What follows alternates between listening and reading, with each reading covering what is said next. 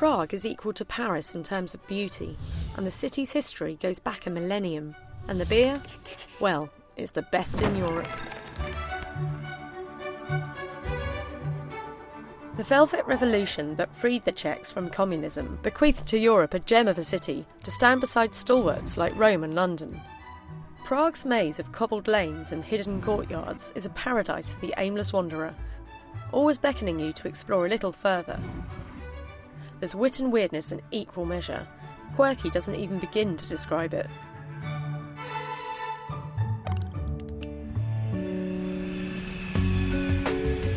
Whether you visit alone in the morning mist or shoulder your way through the afternoon crowds, crossing the Charles Bridge is the quintessential Prague experience. Built in 1357, it withstood wheeled traffic for 500 years until it was made pedestrian only after World War II. 1,000 years of history is cradled within the walls of Prague's hilltop castle, a complex of churches, towers and palaces that is almost a village in its own right.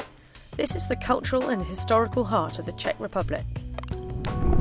The city that nurtured Smetana, Dvořák and Janacek, and which saw performances by Mozart in his prime, has a place alongside Vienna in terms of musical history. Prague has also been a hotbed for European jazz. Despite the swarms of tourists, crowded pavement cafes and over-the-top commercialism, it's impossible not to enjoy the spectacle of Prague's premier public space. St. Vitus Cathedral is the heart of Czech Catholicism and is home to the cultural jewels of St. Wenceslas Chapel and tomb of St. John of Nepomuk.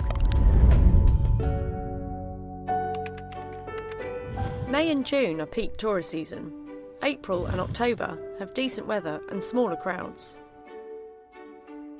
Travel costs in Prague can range from less than €80 a day, if you enjoy a dorm bed and lunch specials, to over €200 a day for a luxury hotel and private tours of the city. Central Prague is fairly compact, and neighbourhoods are easily explored on foot. Trams are best for getting around shorter distances, while the metro is fast and frequent. The spectacle of a 14th century bridge, a hilltop castle, a lovely lazy river. Europe's capital of quirkiness is a living gallery of the Gothic and Baroque, where the ghosts of Dvořák and Kafka haunt grand cafes, bohemian bars and smoky jazz joints.